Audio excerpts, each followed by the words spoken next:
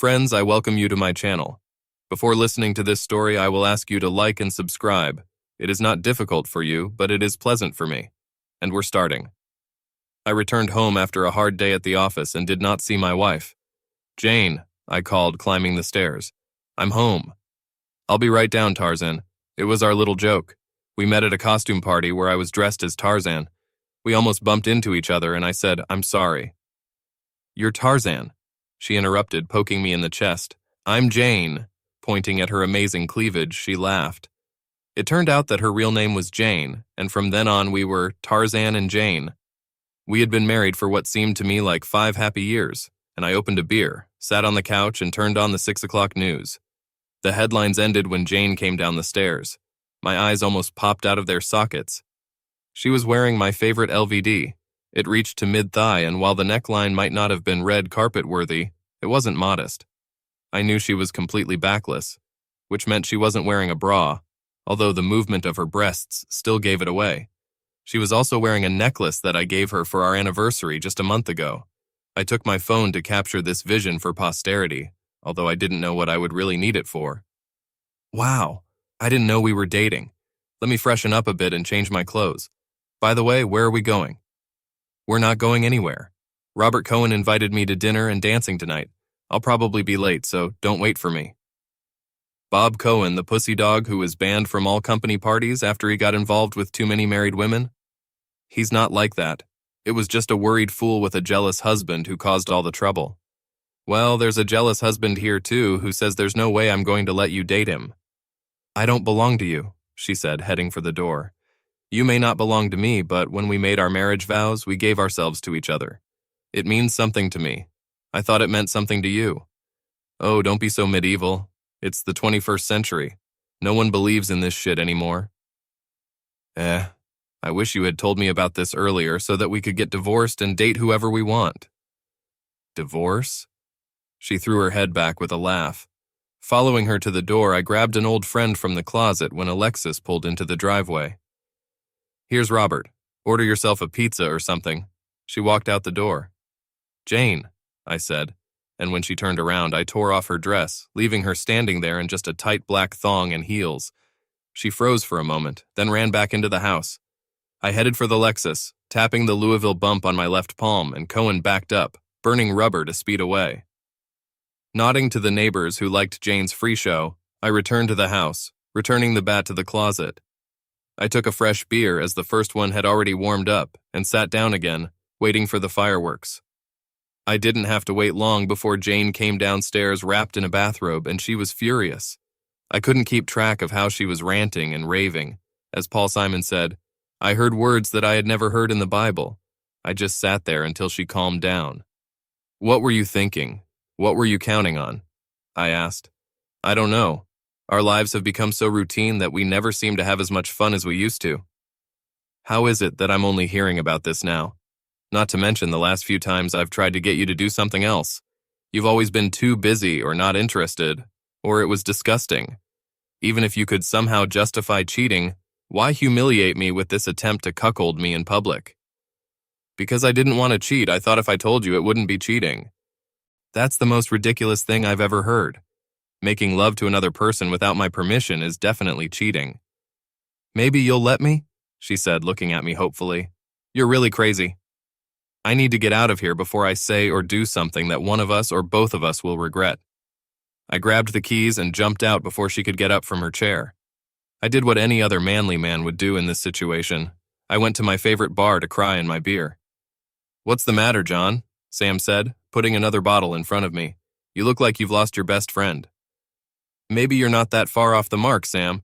When I came home tonight, Jane was dressed to the nines and told me that she was coming home from work with this pussy and that I can't wait for her.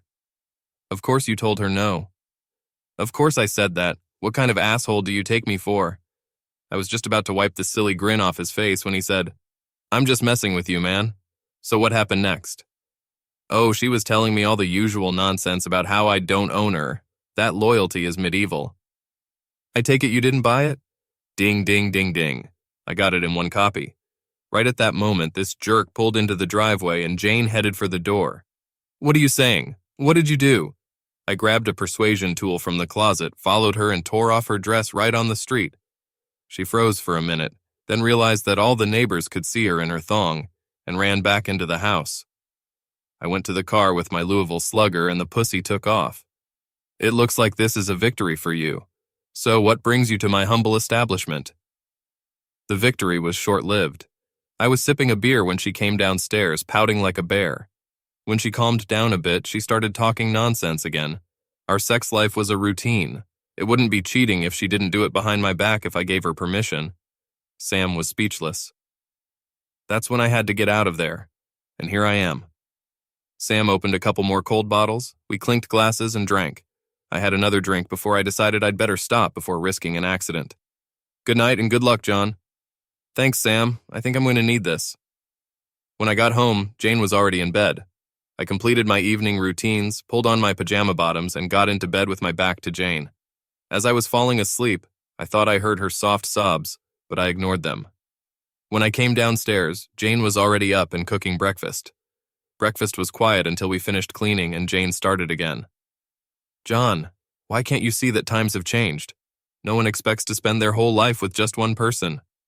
Well, I don't think I'm alone. As for being with one person all our lives, neither of us was a virgin. We dated others. You know that's not what I mean. We were just kids then. We barely knew where we were going.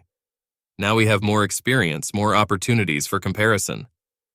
I don't need to compare anything. I compared a lot before I asked you to marry me, and I asked you because I knew you were the one I wanted to spend my life with. When you said yes, you said you felt the same way. Were you lying? No, but what? Have you changed your mind? If so, then maybe we should get a divorce. I don't want a divorce. Well, you can't have both. If you don't want a divorce, then you'll have to forget this nonsense. Lowering her eyes, she said, I don't want a divorce. So it's settled, I said, although I wasn't sure. Although Jane claimed that she had given up on the idea of another man, I found it hard to believe her. I worried every time she came in later than expected, especially if she didn't call back on time. I assumed that she might still want to take a lover, but this time behind my back, and started trying to check on her. Oh, I didn't hire a private investigator. I didn't put a bug on her phone or a GPS on her car. I just started dropping by her place for lunch on random days, calling her at unexpected times. I could feel the tension building between us, and I'm sure she felt it too. It even affected our lovemaking. It was less spontaneous, more careful without the passion that was before it all started. Finally, I lost my temper. Jane, I want to get a divorce. She was shell-shocked. No, but I thought we were okay. Really? Do you think that everything is fine with us? That we are somewhere close to where we were before, when everything was fine with us? She lowered her eyes and shook her head. Telling my parents was the hardest part. They couldn't understand why we couldn't fix everything. When my father-in-law cornered me one day, I showed him a photo of her half-dressed, and he backed away. We faced a lot of questions from the family. I let the guilt pour over me to spare Jane the embarrassment, but in the end I had to show everyone the photo and tell them what she was trying to do. Having received the full program from her family, she came to me in search of sympathy. John, isn't there anything I can do to change your mind about the divorce? I put my hand to my chin and thought. I came up with an idea that she would never agree with. Okay, Jane, I won't stop the divorce, but I will postpone it on one condition. Her mood has improved significantly. Anything, John, anything. Be careful when you say that. Anything is a lot. I'm not worried, she said. I'm sure you won't go crazy. What is the condition? I'll let you date other men as long as I can date other women. I was sure I saw her smirk before she hid behind a sickly sweet smile. Of course, John, that's fair. That's it. I bet she didn't think I could find another woman. There's something else, I said. What? You can't date until I make a date. She seemed agitated. I knew she had a boyfriend in mind, and I thought she was worried about what would happen if I didn't find anyone. I decided to throw her a bone. If I can't find a date in 2 weeks, you can go on your date. It brought out one of the brightest smiles I've seen from her in recent weeks, and she wrapped her arms around my neck and kissed me. That's great, John, thank you. You'll see, this will be exactly what will revive our marriage. Yes, it will revive him, or pour him into the toilet. A few days later, she was shocked when I told her that I had a date and offered to arrange a double date next Friday. She probably thought I was bluffing and that she was going to have a date while I was sitting at home all alone. Unbeknownst to Jane, I had arranged a date that I hoped would put an end to this nonsense once and for all. On Monday, I had a long lunch to buy new clothes and left them in the car. I left work early on Friday so I could get my hair done and get home before Jane. I sneaked into the guest room with my new clothes and was in the shower when I heard the garage door open, shaved, and after brushing my teeth went to the bedroom to finish my preparations. I think I surprised her when I left the guest room in a new outfit and with a new hairstyle, but she quickly came to her senses. Robert will pick me up at 6:30. It's okay, we've booked a table at Amelia's for 7 o'clock. They're in my name in case you get there before us, I said, walking out the door. What Jane didn't know was that we had a new employee at work, Candide DeSantis. Candide was a red-haired bombshell who made every red-blooded American man turn his head whenever she passed by. She was completely professional and never gave office gossips a reason to whisper.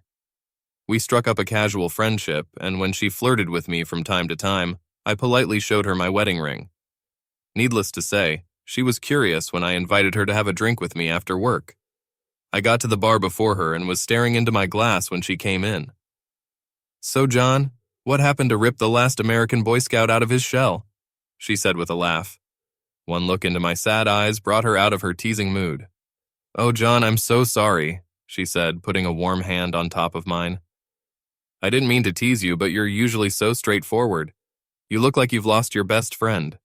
My eyes started to water and I turned away. She put her arm around my shoulders and led me to a table, and I took my drink. She sat patiently while I gathered my courage and told her my sad story.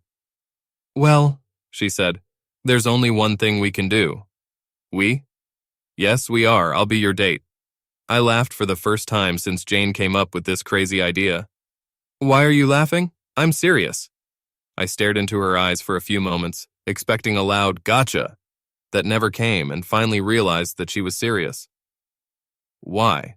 Why me? I know you don't mess with married men. Damn it, you hardly mess with single men either. If they thought they had half a chance, all the straight people and half the gay people in the office would be lining up to date you." "I'm not just looking for a date. As you say, I can date any guy I want. I like you very much. Maybe it's because you don't always undress me with your eyes." Yes, I said not always.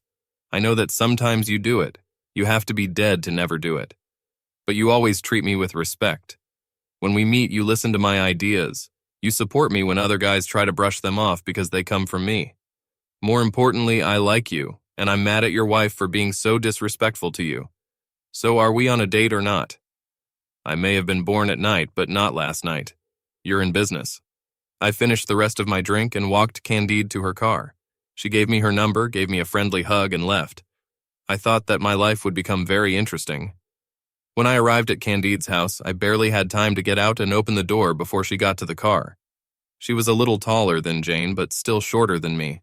Unlike Jane's LVD on her ill-fated date, Candide's dress was slightly longer than the knee, but fitted, with a slit on the left side almost to the hip. It was an emerald green color that set off her wavy, bright red hair that reached to the middle of her waist. He had more cleavage than I'd ever seen Jane wear, and Candide almost slipped when I helped her into the car. When I got into the driver's seat, I was treated to a creamy white thigh before she straightened her dress, giving me a big smile. "We'll have plenty of time for that later, cowboy," she said. I had to clean myself up before I went, feeling awkward from her guttural laughter. As if I didn't feel shy enough, she started rubbing my thigh, making my erection rise again. Fortunately, we arrived at the restaurant before things went too far, and I was under self-control when we entered the restaurant. Jane and Robert were already there. I saw Robert several times, and his appearance that evening made no more impression on me than the other times I saw him. Jane, on the other hand, lost her temper, and I can't remember ever seeing her this hot. Robert did not get up, so I did not extend my hand to him, but only nodded to Jane, helping Candide to sit down. Jane was obviously amazed that I had arranged such a great date. I think she was going to make some sarcastic remark, but changed her mind. Robert, on the other hand, couldn't take his eyes off Candide's cleavage, and Jane had to elbow him in the ribs to make sure his gaze wasn't wandering. I thought dinner might be awkward, but after a hesitant start, a casual observer would think we were just two ordinary couples, not husband and wife with different partners. After dinner, we went to the club for a drink and a dance. When the dancing was fast, there were no special problems. But when the slow dance started and Candide snuggled up to me, Jane's gaze could kill. Jane began to rub against Robert. It looked like she was trying to make love to him right on the dance floor. She was attracting the kind of attention that would normally embarrass her, but she was in her own little world. When Robert's hand reached under her dress to stroke her breasts, I was embarrassed for her and took Candide back to the table. We continued to watch Jane and Robert put on a show until finally the manager came over and patted them on the shoulder. Although I obviously didn't hear what they were talking about, they were apparently asked to leave, as Jane ran to the table in tears, grabbed her cape and left the club, with Robert quickly following on her heels. "Well, of course you know how to have a good time with a girl," Candide said, giggling. I could only laugh, and we went back to the dance floor. When we were ready to leave, I approached the manager. "I would like to apologize for our companions," I said. "Don't think about it. There are no complaints, sir. You see, it was my wife, or rather my future ex-wife, and I think she was a little jealous of my date." The manager was a little puzzled, then looked Candide up and down. "I understand, sir," he said with a smile. "Please come at any time," he said, returning to his duties. I took Candide to her apartment and walked her to the door. When I bent down to give her a friendly goodnight kiss, she surprised me by pulling me towards her for a passionate kiss. "Do you want to come in for a drink at night?" "What is it?" she asked. For some reason, it seemed to me that she had something more on her mind than just a nightcap, but who am I to argue?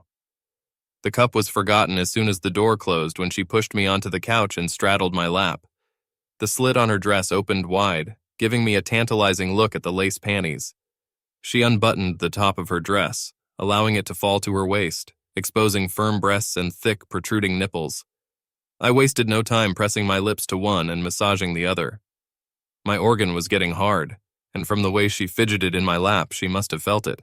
And indeed, soon she slid to the floor and unbuttoned my trousers. When the underwear cleaned my organ, it popped out right in front of her face, almost hitting her nose. With a smile, she licked the bottom and around the tip before taking the head in her mouth.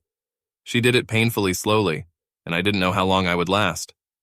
She slowly moved away until only the head was in her mouth, and circled the head with her tongue before slowly taking even more into her mouth. She moved back and forth, slowly at first, then faster.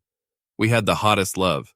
Fortunately, since I had already finished once, I was able to hold on until Candide had another orgasm before I shot my seed into her. I rolled over next to her and she slid next to me, resting her head on my shoulder. Lying there, I had a nervous thought. Candida, in my excitement, I forgot to use a condom. It's okay, I'm taking pills. Fortunately, she soon experienced a strong orgasm and eased the pressure. I took a deep breath. I do not know how long we made love, but it seemed to me that it took only a few moments before we burst into mutual orgasms. As we drifted into a blissful sleep, I thought I didn't know where Jane got the idea that our sex life was boring and routine, but if my time with Candide was any indication, it became clear that it wasn't because of me. I spent the night at Candide's, waking up to the gentle caressing of my body with my tongue. We showered separately, and while she was finishing, I made her breakfast. "Wow," she said. "A great lover and also cooks? I can just keep you close." "About that," I said when we sat down at the table. "I really like you, and last night was absolutely the best I've ever had in my life, but I need to solve problems in my marriage, and even if we get divorced, I do not know how soon I will be ready for another relationship." "Don't worry, John. I was just teasing you. Don't get me wrong, I like you too, and if everything works out, of course I can see us in a relationship, but you're right. First, you have to settle things with your wife." We finished eating, just chatting about nothing until I decided I had to go home and see if anything could be saved from our marriage. I walked in and saw Jane sitting at the kitchen table, clutching a coffee cup. She looked at me with red-rimmed eyes. One look at my contented face caused her to burst into tears again. I took a cup of coffee and sat down opposite her. "So how was your night with Robert?" "Oh, John, it was terrible. All I could think about was you and Candide. She's so attractive and beautiful. I know I'll never be able to compete with her." "You realize that you wouldn't have to worry about competition if you hadn't started this nonsense?" She couldn't meet my eyes, but she nodded in agreement. "I think I can say for sure that you wouldn't feel so sorry if it were just you and Robert, and I was left sitting at home alone." She raised her eyes full of tears, then lowered them and nodded again. "I just don't know what to do. Part of me just wants to throw you on the sidelines and start over with someone new. Jane was openly crying now. I'm sure she was thinking about me with Candide. Then I look at you and I see the woman I married, the woman I fell in love with. I don't see an evil bitch but a stupid girl, and I hope that there is a way back for us. Jane looked up, hope shining through her tears. I'm going to change my clothes and go out for a while. While I'm gone, I think you should move your things to the guest room. We'll talk more when I get back. Please don't make me move, John. How can we be together again if we're apart? I need you now more than ever. You don't understand what's going on. It's not a fact that we'll be together again. Maybe you should have thought about how much you needed me before you started this, I said before going up to my bedroom. Jane was sitting at the table when I went downstairs and headed for the door. John, she said, and I turned around. I love you. I just nodded and left the house. I know it sounds cold, but I needed her to feel how shaky our marriage was. I went down to the Charles River and wandered along the shore, watching the rowers in their boats and sailboats dancing on the water. I was sitting on a bench when I came across several families with young children. I felt sad when I wondered if I would ever see the children Jane and I were talking about. I don't know how long I sat there, but as the sun went down, I started to feel cold. Taking a deep breath, I got to my feet and trudged home. When I entered the house, Jane was still sitting where I had left her. She looked at me hopefully, but I just shook my head sadly, went up to my room and locked the door. I kicked off my shoes and stretched out on the bed fully dressed, covering my eyes with my hand. I don't know how long I lay there before I heard a soft knock on the door and a whisper, John. I didn't answer, and after the second attempt, I heard her walk down the hall to the guest room. After making sure she went to bed, I took a quick shower and fell into a restless sleep. When I went downstairs, I found that Jane had prepared a hearty breakfast, and to my surprise, I had a good appetite, although Jane was just picking at the food. John, she said, do you think we could try to see a psychologist? Consulting. I turned it over in my mind. I really didn't know much about counseling. Would they try to convince me to accept Jane's stupidity? If they try to do that, then I can just run away. Did I want to settle everything? One of the things I learned from my night with Candide was that our sex life had become boring and routine. Do I really want to go back to that? I was still angry that Jane had never come to me with complaints. I decided that I had enough love for Jane in my heart for now, and I didn't want to give up without a fight. Okay, Jane, let's try to consult. She almost jumped out of her chair. Let's get one thing straight right now, I said. I don't need a counselor who wants to save our marriage. Maybe he can be saved, and maybe not. I will not tolerate any hidden intentions. I could tell she was disappointed. She must have been hoping for some new age hippie psychoanalyst who would agree with her times have changed philosophy. But she had no choice but to agree. The consultation was surprisingly effective. Jane had to see how her refusal to work with me actually affected her dissatisfaction with our sex life, and I realized that I needed to be more assertive. We talked more about what we want, what we need, what we expect from our sex life. Although the consultation helped us deal with many of our problems, I was still fixated on her betrayal, even if I didn't let her complete it. For her part, Jane couldn't overcome her insecurities revolving around Candide. No matter how much I explained that even though I had some feelings for Candide, I wasn't in love with her, and our date was just a return shot, she just didn't take it in. In the end, we decided to get a good divorce. As soon as the divorce became final, I took stock of my life. No, I didn't contact Candide right away. Instead, I booked a room at a bed and breakfast on the coast of Maine. It was pre-season, so the weather was questionable, but it suited my mood. I just wanted to relax and dig into myself a little bit, deciding where I want to go. When I got back, I called Candide. We went to dinner and I let her put me to bed, but it was more for comfort than passion. The next morning, as we lay in bed, I lazily played with her nipple. A penny for your thoughts, John. I was thinking about how easy it would be to just pick you up and ask you to do it forever. And the easy way is not always the best. Yes, we have a real connection. She smiled at me slyly. Get your thoughts out of the gutter, I don't mean just the bed. I really like you, and I know that I can easily fall in love with you, but I do not know if this will be fair to both of us. My divorce is still very fresh and undigested, and I'm worried it might lead to a rebound.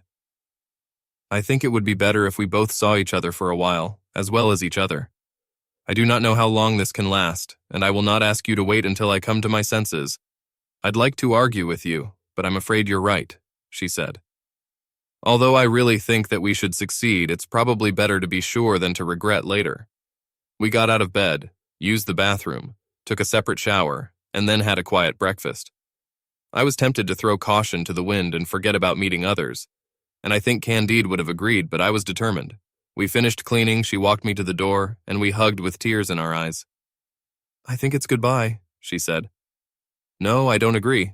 Why don't we meet for dinner, say 2 weeks after Friday, just to check on how things are going? Okay, she said, kissed me on the cheek and led me out the door. The sound of the door closing was like the sound of a cell door, and I wasn't sure if I hadn't made the worst mistake of my life. I spent the rest of the week doubting my sanity. On Friday, I decided to join my friends for dinner and drinks. We were sitting in a corner booth at the back of the restaurant. I was facing the door. We were just finishing dessert when I saw her come in. Candide was with a tall, handsome guy. Who am I kidding? Of course he was tall and handsome. I was torn apart as to whether I should come over and say hello, but decided that this would not be consistent with our parting. I was disappointed by how quickly she seemed to replace me. I guess you can call me a coward because I waited until she went to the bathroom before throwing some cash on the table and quickly saying goodnight to my friends. I was angry at her for not waiting long to get back into the game, and even more angry at myself. It was something we both agreed to. One thing was for sure. I was going to make an appointment. I flatter myself that I'm a pretty good catch, and I didn't have any trouble making a date for next Friday night. Her name was Cheryl Thompson. She worked as a secretary for one of my clients, and in the past we had exchanged innocent flirtations. She knew that I was married, but readily agreed when I made it clear that I was divorced. I always thought Cheryl was attractive for business, but I wasn't ready for the vision that greeted me at her door, and I think my surprise was obvious. I think I've prepared pretty well, she said. That's an understatement. Do you look like you're ready to go? Yes, just let me put on my raincoat. I helped her put the cloak over her shoulders and we set off. Dinner was with the usual chatter on the first date, except for talking about my divorce. She was shocked by Jane's actions. I decided to put my cards on the table for coffee and dessert. Cheryl, I don't want to lie to you. In the run-up to my divorce, I got involved with a woman, and after my divorce we became quite serious. We were both concerned about how fast we were moving and the risks of rebuilding a relationship, and decided that we should date other people for a while. I don't want you to think that I'm just using you as a placeholder or something. I am completely open to what can happen, wherever it leads. There was a charming ring to her laughter. John, this is just our first date. I don't expect any commitment, but I appreciate your honesty. Like you said, let's just play it by ear and see where it leads. After this awkwardness was over, we went on a very pleasant date, which ended with a warm kiss on the lips and a date for the following Saturday. Meanwhile, I had a dinner date with Candide on Friday, and I had no idea how it was going to happen. I took her hands, and she was as beautiful as ever. We talked casually on the way to the restaurant, but as soon as we gave the waiter our orders, she became serious. You know, I saw you. I just raised my eyebrows. I was at dinner and saw you with your friends. I was going to come over and say hello, but when I came out of the bathroom, you were gone. I was a little confused. I know we agreed that we would date others, but seeing you with another man so soon, well, I guess I was a little jealous. It's stupid, I know, but John, you had no reason to be jealous. Stefan was an old friend of mine whom I hadn't seen for a long time, and when he called, I used ours. Take a break to accept his invitation to dinner. I'm sorry if it upset you. No need to apologize, any disorder was in my own head. In fact, it inspired me to get off my ass and ask someone out on a date. We had dinner last week. Now it was her turn to raise her eyebrows. Should I be jealous? She asked with a smile. Oh, I don't think so, although we have another date for tomorrow night. We both agree that there is no commitment, just two people getting together to have a good time. That's sweet, she said with a wistful smile. You deserve to have a good time. We were saved from further awkward conversations by the arrival of our lunches, and the conversation turned to more pleasant topics. Do you want to go dancing? I asked, holding the car door open for her. No, I think it would be better if you took me home. She drove home quietly, looking out the window. We went to her door, kissed, maybe with a little more fervor than we intended, and gently pushed off from each other. Please stay in touch, John. I'll do that. Good night, Candide, I said, and hurriedly retreated to my car before trying to drag her inside.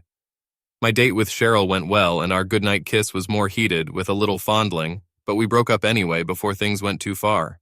Although I talked to Candide about every week, our paths did not cross. I do not know if we subconsciously avoided each other or if it was just fate. I saw Cheryl a few more times, and we actually ended up in bed, and it was fun, but there was no spark. When we were lying in bed after the third night, Cheryl dropped a bomb on me. "John, I think this should be the last time." "What? I thought we were doing well." "Oh, that's right. Maybe even too good. Now your words don't make sense. John, when we started, we said no commitment, and I said I wasn't looking for any commitment. I didn't have them, and I don't have them. But I'm developing feelings for you, and if we keep going, I think we can go somewhere I'm just not ready to go. I'd rather hurt you now before the feelings get too deep than later, when it really hurts you. I hope this makes sense." In a strange way, it is so. I can't say it doesn't hurt, but I'll get over it. I got dressed, kissed her on the forehead, and headed for the door. "Good night, Cheryl." "Goodbye, John," she said with a sad smile, tears glistening in her eyes. Closing the door behind her, I considered my next move. My next step was a series of women. Some of them were one-night stands, some were mini-relationships, although none of them were as serious as with Cheryl. Finally, I realized what was missing in my life and picked up the phone. "Hello?" she said. "Candide, it's me, John," I said, completely forgetting that she had a caller ID. "Candide, I do not know how you are doing, but I am no longer worried about the selections. I had more rebounds than I did in pinball, and I'm on the rise. If I can still be with you, I want to go home." There was silence on the other end of the line, and I was afraid that I had missed my chance. "How soon can you come?" Jane did not leave the city in disgrace and did not live a lonely life surrounded by her cats. She certainly wasn't looking for a job in a Mexican brothel. While I wasn't really interested in knowing this, but mutual friends told me that she was dating, although there didn't seem to be anyone she was dating seriously. Candide wanted to invite Jane to the wedding. Although I wasn't sure if it was such a good idea, I didn't mind, but Jane refused, sending a nice gift. I was surprised when Candide struck up a casual friendship with Jane, meeting from time to time for coffee or shopping. It didn't bother me, although of course it was unusual. About 6 months after we got married, I returned home and found that Candide was dressed for going out. "Oh," I thought, "here we are again." Fortunately, my fears turned out to be unfounded. "Go change. Jane and I are meeting at Amelia's for dinner.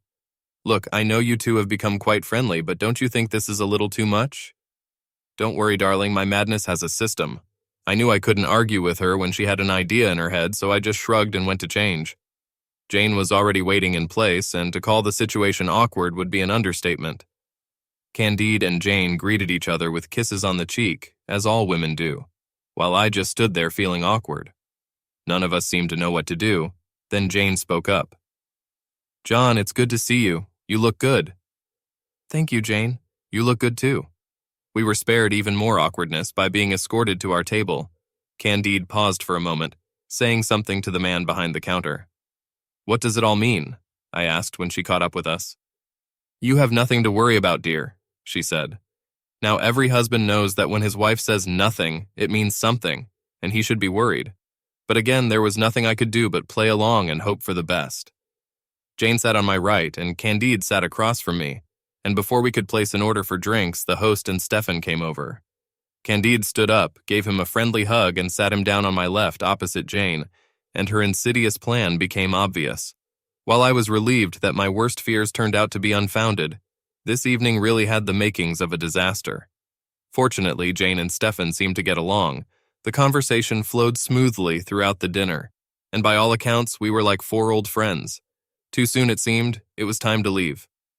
Stefan and I split the check, and while Candide and I were leaving, Jane and Stefan decided to continue the evening at the restaurant bar. Candide was so cocky, but I couldn't get mad. Although it may not be for long, they clearly got off to a good start. I made amends for underestimating her by giving her a sensual massage and then worshiping at her altar, giving her 3 orgasms before giving her a gentle kiss. We maintained cordial, albeit distant, relationships with Jane and Stefan. We rarely talked as couples, although we often met in a group. Apparently, they have a stable relationship, Jane doesn't seem to need to revive them anymore. We wish them all the best. Candide and I couldn't be happier, although the baby's kicking really wakes her up at night.